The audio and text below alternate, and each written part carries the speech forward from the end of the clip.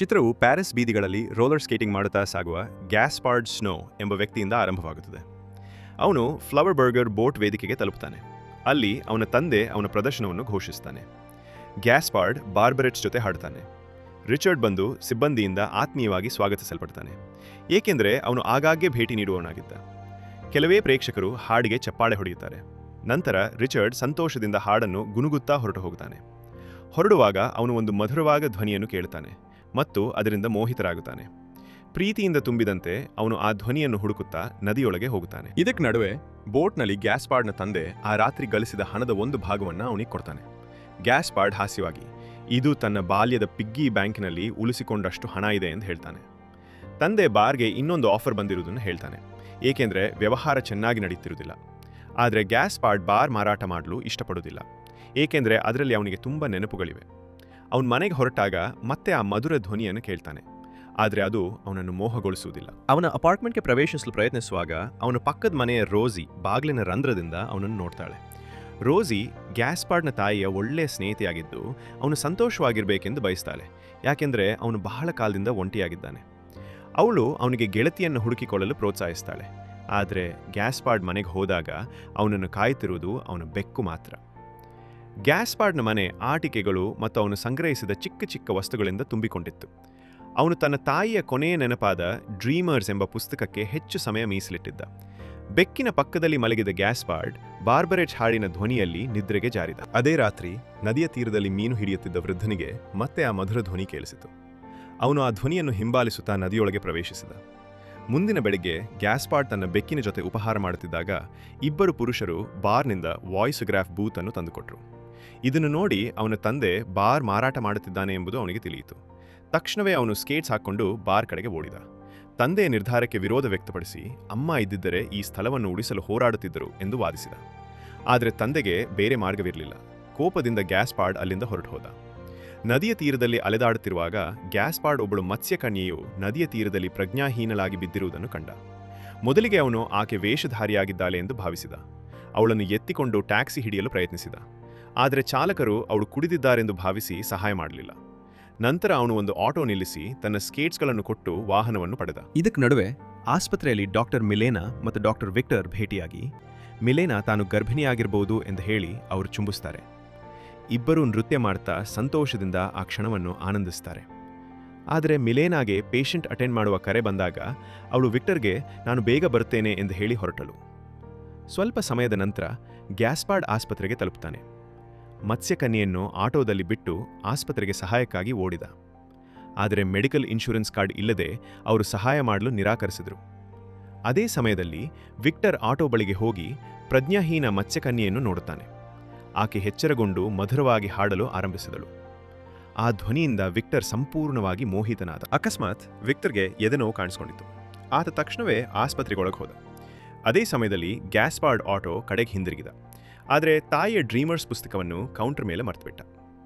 ಆಸ್ಪತ್ರೆಯಿಂದ ಹೊರಟಾಗ ಅವನಿಗೆ ತಿಳಿಯದೆ ಮತ್ಸ್ಯಕನ್ಯೆಯ ನೀಲಿ ರಕ್ತ ಮತ್ತು ಬಾಲದ ಚಿಪ್ಪುಗಳು ಅಲ್ಲಿ ಸಾಕ್ಷಿಯಾಗಿ ಉಳಿದವು. ವಿಕ್ಟರ್ನ ಆರೋಗ್ಯ ವೇಗವಾಗಿ ಹದಗೆಟ್ಟಿತು. ಮಿಲೇನಾ ಅವನನ್ನು ನೋಡಿದಾಗ ಅವನು ಹೊರಗೆ ಮತ್ಸ್ಯಕನ್ಯೆಯ ಬಗ್ಗೆ ಹೇಳಿ ಪ್ರಜ್ಞಾಹೀನನಾದ.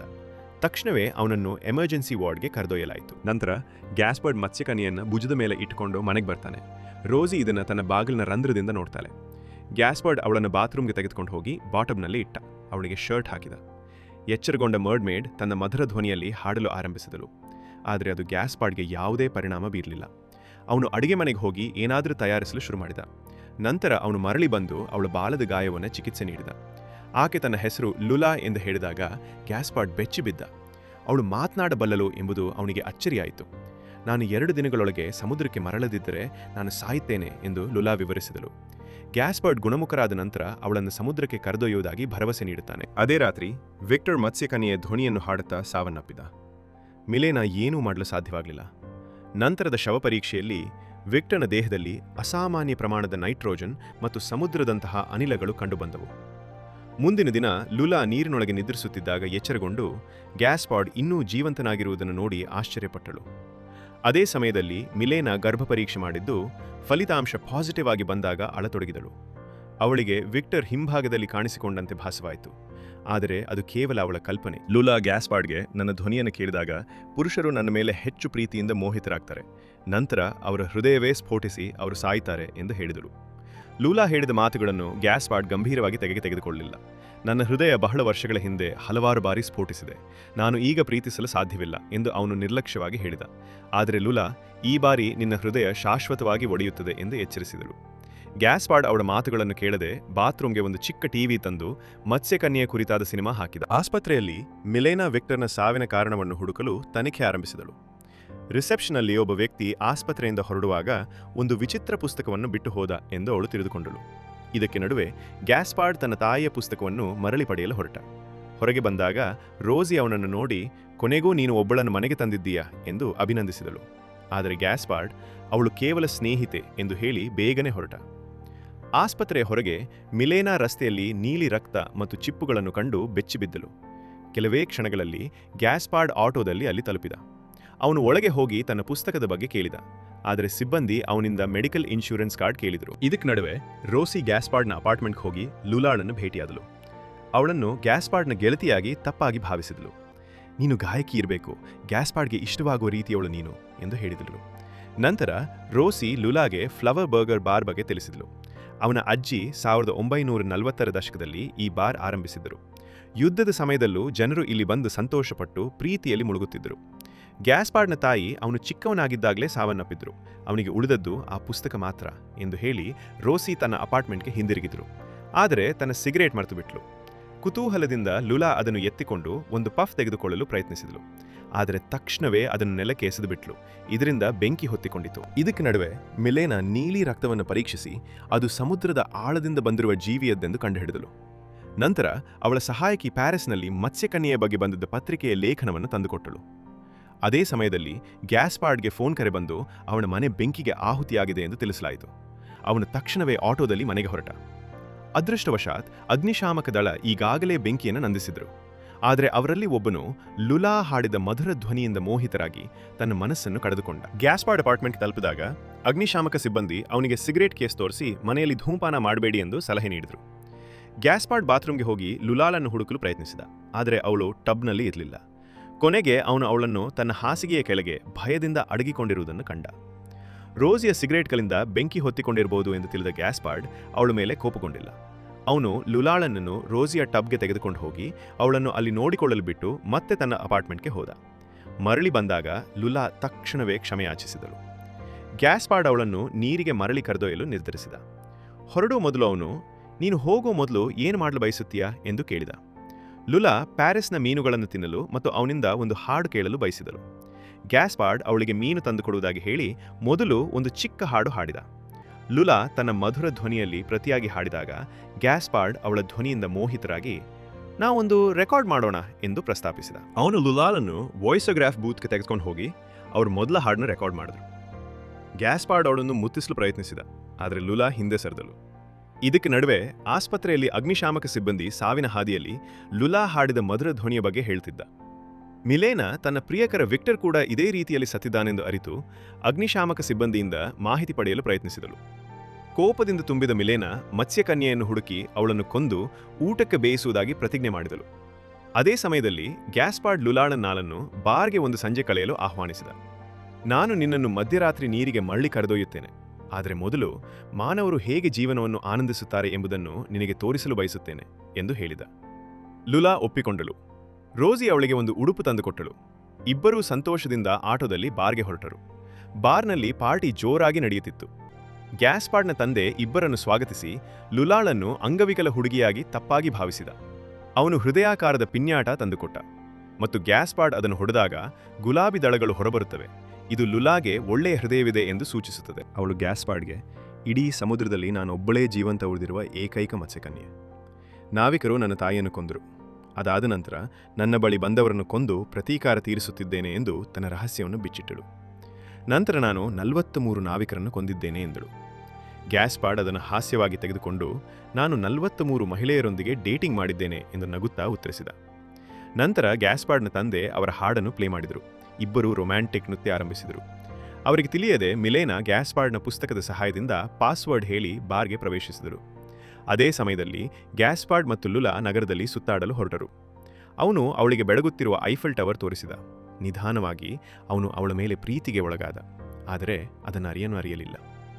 ನಂತರ ಅವನು ಅವಳನ್ನು ಸಾರ್ವಜನಿಕ ಅಕ್ವೇರಿಯಂಗೆ ಕರೆದೊಯ್ದು ಅಲ್ಲಿ ಲುಲಾ ಮೀನುಗಳ ಜೊತೆ ಈಜಿದಳು ಮತ್ತು ಗ್ಯಾಸ್ಪಾರ್ಡ್ನು ತನ್ನ ಜೊತೆ ಸೇರಲು ಆಹ್ವಾನಿಸಿದಳು. ಕೆಲವೇ ಕ್ಷಣಗಳ ನಂತರ ಅವನು ಅವಳನ್ನು ಪ್ರೀತಿಸುತ್ತಿದ್ದಂತೆ ಅವನ ಹೃದಯ ನೋವುಂಟು ಮಾಡುತ್ತದೆ. ಲುಲಾ ಅವನಿಗೆ ಉಸಿರಾಡಲು ಸಹಾಯ ಮಾಡಲು ಪ್ರಯತ್ನಿಸಿದಳು, ಆದರೆ ಅವನು ಪ್ರಜ್ಞೆ ತಪ್ಪುತ್ತಾನೆ. ಮುಂದಿನ ದಿನ ಗ್ಯಾಸ್ಪಾರ್ಡ್ ದುಃಖದಿಂದ ತುಂಬಿದ್ದ. ಅವನು ಲುಲಾಳನ್ನು ಬಿಡುವುದಾಗಿ ವಾಗ್ದಾನ ಮಾಡಿದ್ದ. ನದಿಯ ತೀರಕ್ಕೆ ತಲುಪಿದಾಗ ಅವನು ಅವಳನ್ನು ತನ್ನೊಂದಿಗೆ ಉಳಿಯಲು ಕೇಳಿದ. ನಾನು ನಿನ್ನನ್ನು ಜಗತ್ತಿನ ಎಲ್ಲ ಸಮುದ್ರಗಳಿಗೆ ಕರೆದೊಯ್ಯುತ್ತೇನೆ. ನೀನು ಬಯಸಿದರೆ ನಾನು ಸ್ಕೂಬಾ ಡೈವಿಂಗ್ ಮಾಡಿ ನಿನ್ನ ಬಳಿ ಇರುತ್ತೇನೆ ಎಂದು ಹೇಳಿದ. ಆದರೆ ಲುಲಾ, ಇದು ತುಂಬ ಅಪಾಯಕರ, ನಿನ್ನ ಜೀವಕ್ಕೆ ಆಪತ್ತು ಎಂದು ಉತ್ತರಿಸಿದಳು. ಗ್ಯಾಸ್ಪಾರ್ಡ್ ಅವಳಿಗೆ ಕೊನೆಯ ಅಚ್ಚರಿ ತೋರಿಸಲು ನಿರ್ಧರಿಸಿದ. ಅವನು ತನ್ನ ತಾಯಿ ಕಂಡುಹಿಡಿದ ಪ್ರದರ್ಶನವನ್ನು ತೋರಿಸಿದ. ಪ್ರದರ್ಶನ ಮುಗಿದ ನಂತರ ಲುಲಾ ಅವನಿಗೆ ತಾಜಾ ಮೀನು ತರಲು ಕೇಳಿದಳು. ಗ್ಯಾಸ್ಪಾರ್ಡ್ ಅದನ್ನು ತರಲು ಹೊರಟ. ರೋಸಿ ಅವನನ್ನು ಹೊರಟಿರುವುದನ್ನು ಗಮನಿಸಿದಳು. ಲುಲಾ ಅಳತೊಡಗಿದಳು. ಅವಳ ಕಣ್ಣೀರು ಮುತ್ತುಗಳಾಗಿ ಮಾರ್ಪಟ್ಟವು. ಲೂಲಾ ರೋಸಿಗೆ ನನ್ನನ್ನು ಇಲ್ಲಿಂದ ಕರೆದುಕೊಂಡು ಹೋಗು ಎಂದು ಬೇಡಿಕೊಂಡಳು. ಆದರೆ ರೋಸಿಗೆ ಅದು ಅರ್ಥವಾಗಲಿಲ್ಲ, ಏಕೆಂದರೆ ಕಳೆದ ಕೆಲವು ವರ್ಷಗಳಲ್ಲಿ ಗ್ಯಾಸ್ಪಾರ್ಡ್ ಇಷ್ಟು ಸಂತೋಷವಾಗಿರುವುದನ್ನು ಅವಳು ಎಂದಿಗೂ ನೋಡಿರಲಿಲ್ಲ. ನಂತರ ಅವನು ನನ್ನ ಜೊತೆ ಇನ್ನೂ ಹೆಚ್ಚು ಕಾಲ ಇದ್ದರೆ ಅವನು ಸಾಯುತ್ತಾನೆ ಎಂದು ಲುಲಾ ವಿವರಿಸಿದಳು. ಗ್ಯಾಸ್ಪಾರ್ಡ್ ಮೀನು ಮತ್ತು ಹೂವುಗಳನ್ನು ತಂದು ಮರಳಿದಾಗ ರೋಸಿಯ ಅಪಾರ್ಟ್ಮೆಂಟ್ ಬಾಗಿಲು ತೆರೆದಿರುವುದನ್ನು ಕಂಡು ಏನೇನೋ ಸಂಭವಿಸಿದೆ ಎಂದು ಅರಿತುಕೊಂಡ. ಅವನು ಒಳಗೆ ಹೋಗಿ ಮಿಲೇನಾ ಮತ್ತು ಅವಳ ಸಹಾಯಕರು ಬಾತ್ರೂಮ್ನಲ್ಲಿ ಟಬ್ ಪರಿಶೀಲಿಸುತ್ತಿರುವುದನ್ನು ಕಂಡ. ಕೋಪದಿಂದ ಗ್ಯಾಸ್ಪಾರ್ಡ್, ಲೂಲಾ ಎಲ್ಲಿದ್ದಾಳೆ ಎಂದು ಕೂಗಿದ. ತೀವ್ರ ಹೃದಯ ನೋವಿನಿಂದ ಅವನು ಪ್ರಜ್ಞಾಹೀನನಾದ. ಅಂತಿಮವಾಗಿ ಗ್ಯಾಸ್ಪಾರ್ಡ್ ಮತ್ತು ಲೂಲಾಳನ್ನು ಆಸ್ಪತ್ರೆಗೆ ಕರೆದೊಯ್ಯಲಾಯಿತು. ಈಗ ಲೂಲಾಳ ಶಕ್ತಿಗಳು ಗ್ಯಾಸ್ಪಾರ್ಡ್ನ ಮೇಲೆ ಪರಿಣಾಮ ಬೀರುತ್ತಿದ್ದವು. ಲೂಲಾ ಎಚ್ಚರಗೊಂಡು ಗ್ಯಾಸ್ಪಾರ್ಡ್ನನ್ನು ಕೇಳಿದಳು, ಆದರೆ ಮಿಲೇನಾ ಅವಳಿಗೆ ಅವನು ಕೂಡ ನಿನ್ನ ಇತರ ಬಲಿಗಳಂತೆ ಸಾಯುತ್ತಾನೆ ಎಂದು ಹೇಳಿದಳು. ನಂತರ ರೋಸಿ ಮಿಲೇನಾಳ ಗಮನ ಬೇರೆಡೆಗೆ ತಿರುಗಿಸಿ ಗ್ಯಾಸ್ಪಾರ್ಡ್ನನ್ನು ಎಚ್ಚರಗೊಳಿಸಿದಳು. ಇಬ್ಬರೂ ಲೂಲಾಳನ್ನು ಹೊರಗೆ ಕರೆದೊಯ್ದರು. ಮಿಲೇನಾ ಮೋಸವನ್ನು ಅರಿತು ಆಸ್ಪತ್ರೆಗೆ ಹೊರಟಳು, ಆದರೆ ತಡವಾಗಿತ್ತು. ಅವರು ಈಗಾಗಲೇ ಹೊರಟಿದ್ದರು. ಮಿಲೇನಾ ರೋಸಿಯನ್ನು, ಅವರು ಎಲ್ಲಿಗೆ ಹೋಗುತ್ತಿದ್ದಾರೆ? ಗ್ಯಾಸ್ಪಾರ್ಡ್ ಯಾವ ಕ್ಷಣದಲ್ಲಾದರೂ ಸಾಯಬಹುದು ಎಂದಳು. ರೋಸಿ, ಅವರು ಬಾರ್ ಹತ್ತಿರದ ನದಿಗೆ ಹೋಗುತ್ತಿದ್ದಾರೆ ಎಂದು ಉತ್ತರಿಸಿದಳು. ಮಿಲೇನಾ ನದಿಗೆ ತಲುಪಿದರು. ಅವಳ ಸಹಾಯಕಿಯಿಂದ ಗ್ಯಾಸ್ಪಾರ್ಡ್ನ ಸ್ಥಳದ ಬಗ್ಗೆ ಕರೆಬರಲಿಲ್ಲ. ಈ ನಡುವೆ ಲೂಲಾ ಗ್ಯಾಸ್ಪಾರ್ಡ್ಗೆ ತನ್ನ ಪ್ರೀತಿಯನ್ನು ಬಿಚ್ಚಿಟ್ಟಳು. ಆದರೆ ಅವನು ಅವಳನ್ನು ಪ್ರೀತಿಸುತ್ತಿಲ್ಲ ಎಂದು ಮನವರಿಕೆ ಮಾಡಿಕೊಳ್ಳಲು ಪ್ರಯತ್ನಿಸುತ್ತಿರುವಾಗ ಅವನು ಪ್ರತಿಕ್ರಿಯಿಸುವುದಿಲ್ಲ. ಸೂರ್ಯೋದಯವಾಗುತ್ತಿದ್ದಂತೆ ಅವರು ಸಮುದ್ರ ತೀರಕ್ಕೆ ತಲುಪಿದರು. ಗ್ಯಾಸ್ಪಾರ್ಡ್ ಅವಳನ್ನು ನೀರಿಗೆ ಕರೆದೊಯ್ದು ಇಬ್ಬರೂ ಮುತ್ತು ಕೊಟ್ಟರು. ಕೊನೆಗೆ ಅವನು ಅವಳನ್ನು ಬಿಡುವ ನಿರ್ಧಾರ ಮಾಡಿದ. ಲೂಲಾ ಅವನು ಸಾಯುತ್ತಾನೆಂದು ತಿಳಿದು ದುಃಖದಿಂದ ಅವನನ್ನು ನೋಡಿ ನೋವಿನ ಮನಸ್ಸಿನಲ್ಲಿ ಸಮುದ್ರದೊಳಗೆ ಈಜಿಕೊಂಡು ಹೋದಳು. ಅದೇ ಸಮಯದಲ್ಲಿ ಮಿಲೇನಾ ತೀರಕ್ಕೆ ತಲುಪಿದಳು. ಗ್ಯಾಸ್ಪಾರ್ಡಲ್ಲಿ ಪ್ರಜ್ಞಾಹೀನನಾಗಿದ್ದ. ಅವಳು ಅವನ ನಾಡಿ ಪರಿಶೀಲಿಸಿದಾಗ ಅವನೊಳಗೆ ವಿಕ್ಟರ್ನನ್ನು ಕಂಡಂತೆ ಭಾಸವಾಯಿತು. ಅವನನ್ನು ಉಳಿಸು ಎಂದು ವಿಕ್ಟರ್ ಅವಳಿಗೆ ಮನವಿ ಮಾಡಿದಂತೆ ಕಂಡಿತು. ಕೆಲವು ದಿನಗಳ ನಂತರ ಗ್ಯಾಸ್ಪಾರ್ಡ್ಗೆ ಮಿಲೇನಾಳ ಸಹಾಯಕಿಯಿಂದ ಕರೆ ಬಂತು. ಅವನು ಲುಲಾ ಬಿಟ್ಟಿದ್ದ ಮುತ್ತುಗಳನ್ನು ಮರಳಿ ಪಡೆದ. ನಂತರ ಆ ಮುತ್ತುಗಳಿಂದ ಫ್ಲವರ್ ಬರ್ಗರ್ ಬಾರ್ ಮತ್ತು ಒಂದು ಬೋಟ್ ಖರೀದಿಸುತ್ತಾನೆ. ಅವನು ತನ್ನ ಜೀವನವನ್ನು ಮತ್ತೆ ಲುಲಾಳನ್ನು ಹುಡುಕುವ ಆಶಯದಲ್ಲಿ ಸಮುದ್ರದ ಮೇಲೆ ಮುಂದುವರಿಸುತ್ತಾನೆ. ಮತ್ತು ಇಲ್ಲಿಗೆ ಈ ಚಿತ್ರವು ಅಂತ್ಯಗೊಳ್ಳುತ್ತದೆ. ಕೊನೆಯದಾಗಿ ವಿಡಿಯೋ ನೋಡೋದಕ್ಕೆ ತುಂಬ ಧನ್ಯವಾದಗಳು.